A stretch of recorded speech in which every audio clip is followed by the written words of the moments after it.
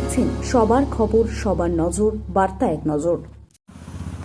রেজাল্টের দিন মারধর করার অভিযোগে গ্রেপ্তার ত্রিবেণীর তৃণমূল নেতা গৌতম দাস সহ 5। মগরা থানার পুলিশ সূত্রে জানা যায় যে গত 4 মে ভোট গণনার দিন ত্রিবেণী বিপিআর কলোনি এলাকায় বাসিন্দাদের মারধরের অভিযোগে তৃণমূল নেতা গৌতম দাস সহ আরও 5 জনকে গ্রেপ্তার করে মগরা থানার পুলিশ।